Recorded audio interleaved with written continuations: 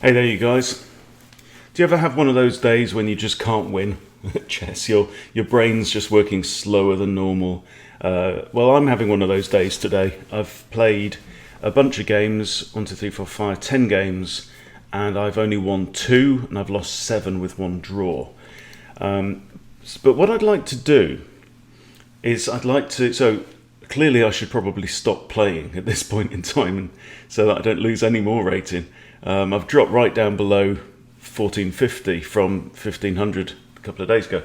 So what I'm going to do is I'm going to try and find ways to learn from the losses or from the games that I've played.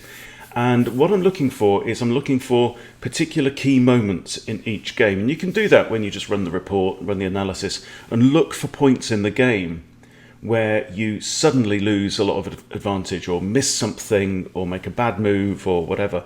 And those changes, those critical points in the game, are your signposts to how you need to improve.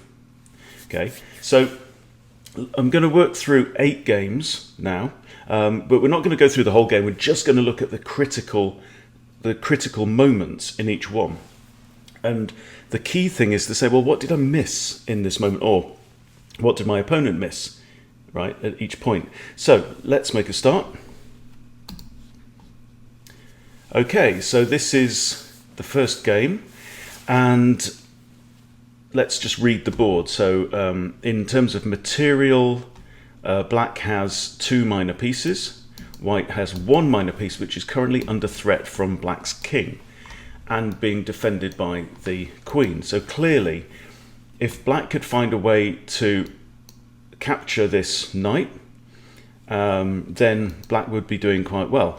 In terms of pawns, black's got 5, and they're technically in 2 islands, but there's one issue, which is that the king is pretty isolated in terms of pawns. It's only got 1 pawn defending it. White's king is a bit safer, but white has, clearly I think the queen has captured on b2. So white actually has 3 pawn islands and has 1 extra pawn, but is down 1 bishop. So it's fairly balanced at this point in time. So it's now black to play, and clearly black wants to find a way to nudge the queen away from the defense of the knight on f7 so that the king can capture it. Okay. Now let's look at the move that black played in the game. Played knight to c3. Okay, so the idea is that this knight is attacking the queen and that the queen will have to move. But in the game, I actually played queen to c4. So fairly comfortable, still defending the knight, and maybe the knight could then go on to capture this pawn, and white should have a fairly decent game there. So what should black have played in this position? Is there a way for black to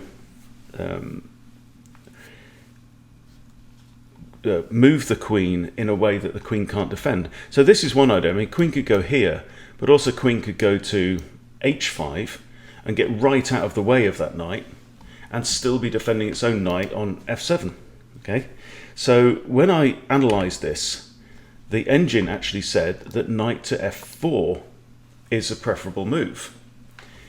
So why? Why is this better? Well, obviously it's hitting the queen, and it's also covering this square on h5. Okay, so what's the queen going to do? Maybe dropping back to c4 would be an option. Still defends the knight, but then there might be ideas of maybe blocking with the knight, something like that. But it takes away this crucial square there.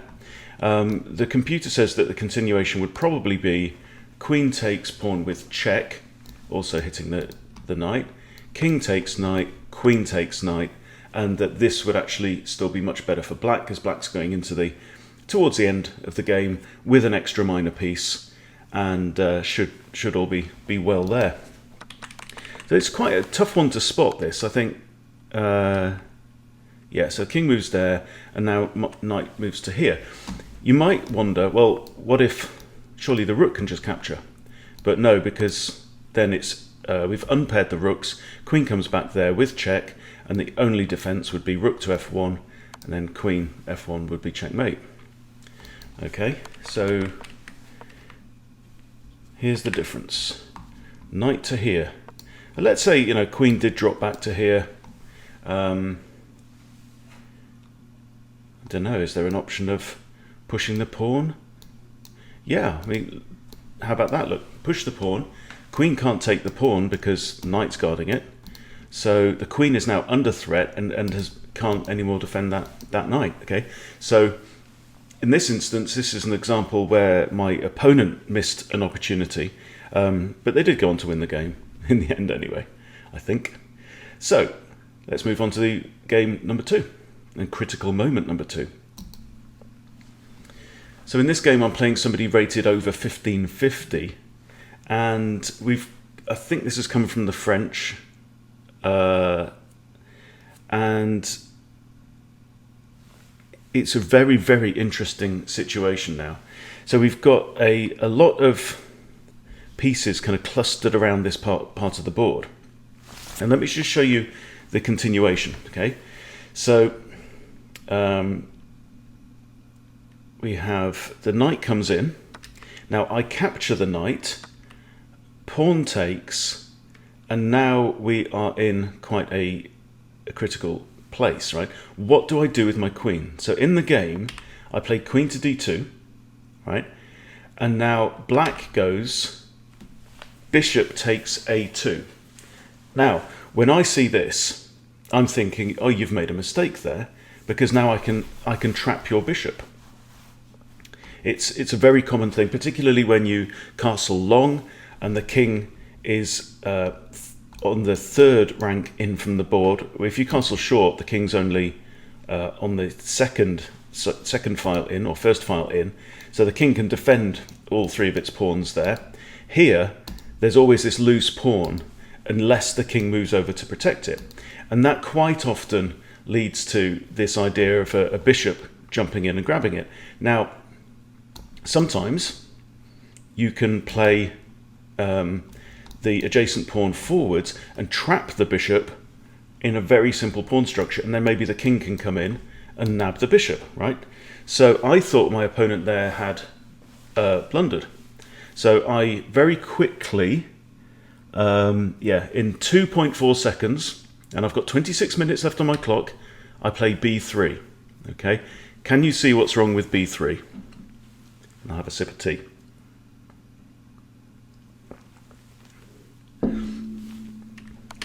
Queen to a3, checkmate. Beautiful, beautiful and stunning checkmate. So for me, going forward now, this is a pattern that I need to remember. Is there a queen that can jump in and checkmate you? Part of the other problem as well is that, of course, I'd removed the only escape square for my king with that move. So what should I have done? Well, b3 at this point would have probably been quite good. So let's say I play b3. If the queen comes in with check, I can play king b1, and I'd probably be okay in that situation. But this is one to remember, right? I know about the bishop trap in the corner, but now I know that the bishop trap can backfire. So that's going in the old memory banks for future use, okay? So this is the key thing. I mean, you can lose at chess. You can lose 7 games out of 10 like I've done today, right? But the important thing is, do you learn from the mistakes? Let's move on to game number 3. Okay, so in this situation, this has been quite a long, on move 42 in the game, my opponent again is rated over 1500, and I've been defending really hard now. My opponent's clock is running right down. I think this is a 30-minute game and he's got 3 minutes 48 left on the clock. Now, at this point, so I'm playing black, okay? Clearly there are 3 pieces attacking the b7 pawn. 1, 2, and the bishop here. This bishop's been doing nothing all game, but suddenly now comes into its own on here, right? Material is equal. We have 4 pawns each. White's got a a runaway pawn here on h3. So 3 attackers, queen, rook and bishop, 3 defenders, knight, queen and king. Okay, so this all looks hunky-dory. So from a basic arithmetic point of view, we've got the same number of attackers as defenders. Okay, however, there's a wrinkle. So I'll show you the move that I played. So I now played a4, which is a blunder, right? So clearly what I'm trying to do is I'm trying to cause trouble for white. I'm trying to open up, this pawn can't take. I'm hoping that I can capture, maybe capture again with check, and just wait for white's clock to run down if I can't even go on for a win. But it is looking quite dangerous now for that king there, although my king is also in danger. But it's in particular danger because of white's next move. Okay, so work through this with me, because white's move was brilliant and basically won the game. Okay, so let's just take stock and look at this situation in detail now, because this stunned me at the time, right? So what we've got here is we've got 1, 2, 3 defenders of the pawn, this key pawn, right? Now, the king can only be a defender if it is the last defender, okay? And it can, let's say, we have bishop takes, knight takes, rook takes, queen takes, king takes, okay? That's absolutely fine. However, white has a very, very clever trick here that he finds and that I missed, right? And what it does is it's a way of removing 2 defenders from the pawn in one go. Okay, so can you see the move that white played? Okay, so the move is rook takes c5. And this is just brilliant because he's now removed one of the defenders. So now we're in a situation again where there's 2 attackers on the pawn, okay, and 2 defenders. But I've just lost my knight. Now, if queen takes rook, the queen must move away from the defense of b7. And then we've got queen takes b7, checkmate. So really, really clever move. It's removing one of the defenders, but if I recapture, it's deflecting a second defender away from the pawn, so I cannot recapture. So what I play is now, in desperation, pawn takes b3, and now we have rook comes across to b5, defended by the pawn. So now I just move back, but this is too little too late. There are now 3 attackers, okay, on that pawn and only 2 defenders. So check, queen takes, bang. Stunning forced checkmate. So this was my mistake. Pushing the pawn forwards, trying to force some initiative in the game. What should I have done? Simply rook to b8. Rook to b8 then adds a 4th defender on that pawn, and I would probably have been absolutely fine and very likely go on to win the game. So that's how close these positions are. So how do we spot these key positions? What can I take forward into my play in the future? Because I did consider rook to b8 as an option. And it really is basic calculation, quite honestly. So, did I even consider that rook takes knight was even possible? I didn't at all. But I think in future, now that I've got this idea in my head about, okay, could you deflect a defender or remove a defender and deflect another defender with one move, I've kind of got the flavour of that idea now, so that is something that I might be able to carry forward, both when I'm in a defensive and attacking space as well. So very, very interesting. And I really like the idea of being able to appreciate your opponent's good moves, rather than when a game finishes and you go, it was too good for me, Well, yes, but take that energy and turn it into something positive. To say, okay, what did my opponent see that I didn't see? And that, because we're being paired naturally on chess.com, so these are the kind of people that I should be planning to be able to defeat on a regular basis, okay? So it's showing me your losses, your mistakes, your errors, show you where you need to grow next. It's as simple as that. Okay, let's move on to game 4. Right, yeah, this is a very interesting situation. So I've just moved my bishop to d7. Let's have a look at the board. White has castled and has 2 minor pieces out in the board. I haven't castled yet, playing black, and I've got all 4 minor pieces out in the board. Okay, so in terms of development, we're kind of equal, and we've both lost a pawn at this point in time. Okay, so now we have rook to e1 by white, and this is white's blunder. Okay, so let's go back and take a moment to analyze what's going on. Okay, so we have bishop attacking knight and knight attacking knight. Okay, so after rook to e1, how about, look what happens if knight takes knight. Okay, so now black is a piece up. Okay, now if rook takes knight, bishop takes bishop. Okay, so black remains a piece up. He can then go on to castle and should have a comfortable game. Okay, let's go back again. With that, knight takes knight. So in the game I actually castled, right, which I shouldn't have done. So this is a learning opportunity for both of us because we both kind of blundered. So with rook there, this is what I didn't see. Knight takes knight, and how about bishop takes bishop, right? But look, knight then comes back, and this is a really common pattern that you see quite often towards the beginning of games, where you have this situation where the knight is in front of the bishop, okay, and can capture, bishop captures, knight comes back. So again, black is then up a piece.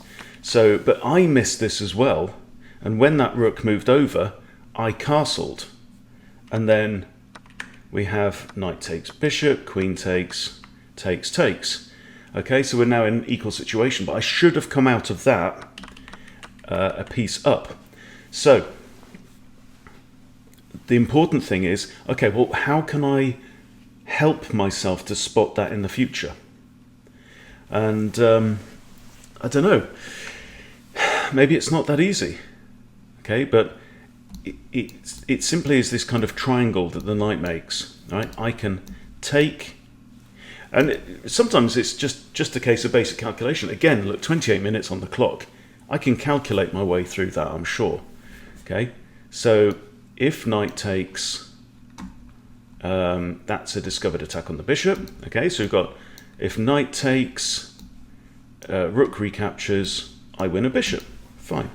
If knight takes, bishop takes, knight recaptures. Okay, it's just calculation, and I didn't do it. I was too lazy in the game, and there you go, paid the price. So just lodging that familiar, I mean, this is a pattern I know. This is a pattern I've seen many times in games before, and I've fallen foul of it many times in games as well. Just for some reason, in this instance, I failed to spot it. Okay, let's move on. Game number 5. All right, so let's read the board here. So white has just moved. Okay, so we've had queen takes e5, grabbing a pawn. So let's look at the board. We've got 1 rook and 1 minor piece each. We have 5 pawns on black side now, 6 pawns on white side. So it's very balanced. White is a pawn up. The queen is potentially threatening this rook, which is currently defended by white's queen. Okay, and there's a vulnerable pawn here. None of these pawns are actually defended right now. So the move that black plays is rook to f2. Now, what do you think of this move? Is it powerful? Is it a winning move? Or is it a blunder? Well, as it turns out, this move is a blunder. You can kind of see what black's thinking, which is maybe like rook takes g2, rook takes h2 check, king can only come back there, and then queen to g2 checkmate. Okay, that's the idea, but the problem is that white can now force a win, and black doesn't have time to execute that plan. Okay, so moving the rook there was a complete blunder because I mean there's several options here. In the game, I played queen takes d5 check. Okay, now one possibility is to block with the rook. Then we've got check there. So in the game, he blocks with the rook, but now I played rook to f1, which is kind of clever because this rook is pinned, so the rook can't capture. And then we have bishop there. Now I capture the rook, and the only option is for the king to go to h8, and then queen f8 will be checkmate. There was actually a better finish to this, which is after the rook goes there, simply, I think rook to e8 would have been an instant checkmate. So saving myself a little bit of stress and trouble. So what should black have done instead of this move? You can see what the idea is, but you know, you have to put king safety first, because queen takes that. We've got forcing situations with the rook coming in. Okay, I think if black had played this, just h3, giving the king an escape square, we would have had a pretty balanced situation, I think. Yes, I could have still captured on there with check, but then the king could move away quite happily. So there you go.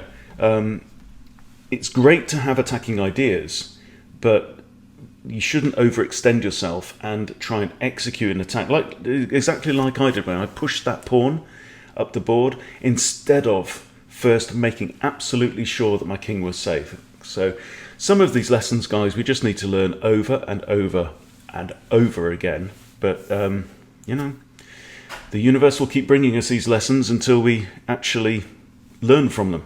Okay, here is game number 6 and critical position number 6. So, looking at the board, we've got each got a queen, 2 rooks, and a light square bishop. White has 6 pawns, black has 6 pawns. So, in terms of material, we are completely equal.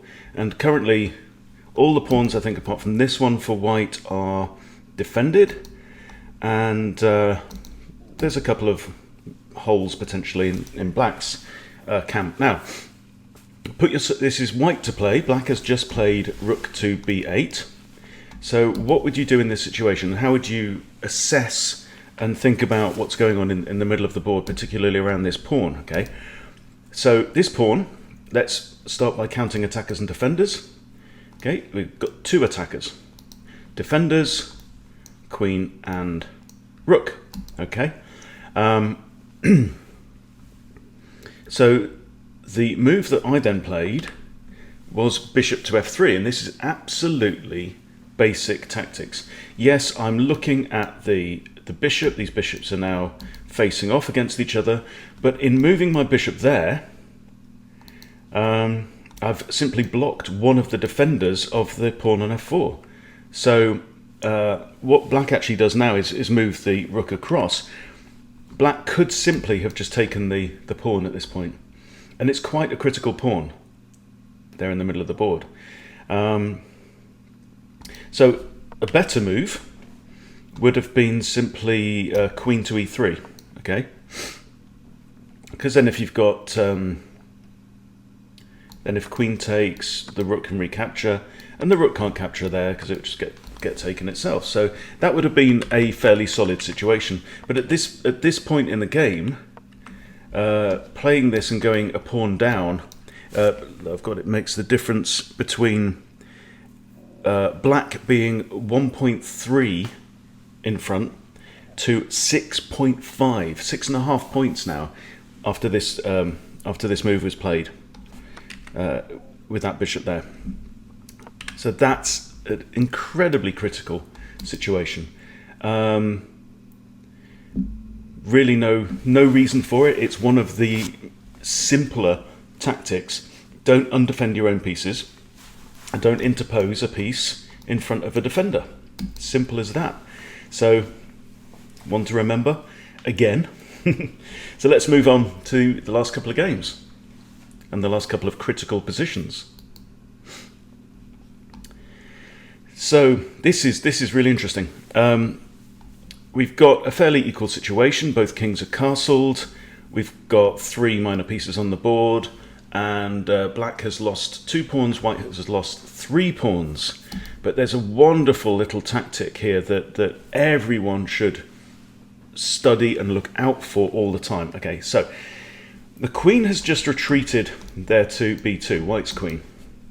Now I then capture on e5. Now this looks like it could be a blunder because there's 2 attackers on there, right? 2 attackers against that knight now. So when you're looking at the pawn, got 2 attackers and 2 defenders. So I captures, and you can see now this is the idea, right? Knight captures. Oh look, a discovered attack on white's other knight. So now if queen takes, I can just grab the knight and I'm happy. Okay, so queen takes knight, and now I realize I can't take the knight with my queen. Why can't I take the knight with my queen? The very, very important and dramatic tactic here. Okay, let's say I take the knight with my queen. You can see that there's a rook hovering here, right, with a bishop in the way. So this is lining myself up for a discovered attack. And the most powerful kind of discovered attack is when the discovery comes with check. Okay, so if queen takes, you've got bishop takes h7 check. The king will have to either move out of the way or capture the bishop, in which case, bang, rook takes queen. So I can't capture with the queen. So instead I capture with the rook. But then look, we have queen takes rook. Really, really good play from my opponent. Okay, queen takes rook, and now it's the same problem. If queen takes queen, bang, bishop takes and rook takes, and I'm basically down a rook at this point. So let's figure it through. Queen takes, bishop takes, king takes bishop, rook takes queen. So we're now in a situation, well, I'm down the exchange basically. We're now in a situation where white has 2 rooks for the ending, and I'm going to have a bishop and a rook. So, and I'll have 5 pawns against 4. So it would have been fairly good. But in the end, so I decided not to capture the queen. And now we have a very simple finish. It just moves the bishop out of the way. Now what I should have done at this point is given my king an escape square, right? Because look, we've got queen and rook lined up against e1, and all the king's defensive pawns are still in the starting blocks. So it's a very straightforward finish. I play that, queen to d8, and checkmate is coming. And then I just have to resign. There's nothing I can do. The only legal move is queen takes queen, and then rook takes queen will be checkmate. So what should you be looking out for in this situation? Well, any time there's a bishop pointing down towards your king like that, you just have to be conscious that there is always a possibility of a sacrificial check. And if that sacrificial check can come with another attack, a double attack, often a discovery, then you just need to keep your eyes open for that, really. So that's it. I have to say, really, really good play by my opponent in that instance. And yeah, should I have been able to spot it? Probably, but I didn't, and he won the game. Okay, so let's move on to the final example. So this, I think, is actually, yeah, this is a game that I absolutely threw away today, just by being clumsy. So we've got 4 minutes left on the clock each. If you count the pawns, I'm a pawn up, playing with white pieces. And so we've got 3 pawn islands here, whereas black has 2. Got 3 there and a single one. So black's advantage is that his king is with this group of pawns where he's got the advantage there on the queen side of the board. Okay, so that is the imbalance that's in black's favour. Now, what I did here was I played b4. Okay, and this I think was simply, well, this isn't a mistake quite yet, right? Because we could have had, say, takes, takes, takes. Yeah, I'd have lost a pawn, right? But what this does is it allows the king to come in. And now what I should have done on this move is capture one of these pawns, okay? Capture pawn, and then there's a king and 2 pawns against a pawn and a rook. So that could have been all right, but instead, for some reason, I thought about bringing my king in, and then I fall to the following pattern. Pawn takes, king takes. He could have captured with a pawn, but that would have doubled his pawns. And now my rook is in trouble, and is a fairly predictable end to the game. Attacks the rook, rook comes in to pin the pawn, but there's another blunder. Okay, so there I'm desperately trying to get a pawn to the other side, but here, yeah, this was the blunder.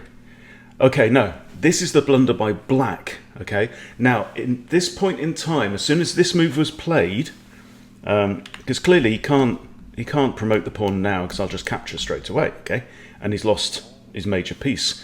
So he brings a rook across. Now what I should have played at this point is king to c1, and the engine says that king to c1 would have been absolutely equal at that point. Okay. For some reason, I played a check, and that allowed black's king to go to b2, and then I'm finished. There is nothing now I can do. So all I can do is play another check, lose my rook, king goes there, but it's game over. It's all going to end in tears very quickly now. This king can barely move, and this rook is going to make short work of clearing up my pawns. So very, very simple, just in the balance. So I made 2 mistakes. One is that I should have traded off pawns at an earlier opportunity here, and not allowed the king to come in, because then I simply go a pawn down, and now we've got 2 against 0 on there. And then at this point, black throws me a lifeline, and I should have just blocked the pawn with my king at that point instead of trying to get clever and deliver check. But that simple move, king b3 to b2, was simply the one that won the game, and that's it. So I think this has been very, very insightful and useful for me as a process, and I think this is something that we should all be doing. You don't have to analyze every move in every game. That would just send you insane, right? And you're not looking for inaccuracies. What you're looking for is, what are the mistakes, but more importantly than that, what did I miss? Okay, what did I miss? And then how can I remember that pattern in the future so that I don't miss it every time again? Okay, that's it, and that's how you improve. It's those little steps. You're just looking for that next opportunity. Okay, what is it that a better player sees in this kind of arrangement that I'm currently missing? And doing very simple analysis of your worst blunders and mistakes will point that out to you. The question is, are you going to take the time to learn the lessons? And that's it. Okay, thank you for watching. If you haven't subscribed to Chess Bootcamp, please do subscribe. But thank you again for your attention. See you soon.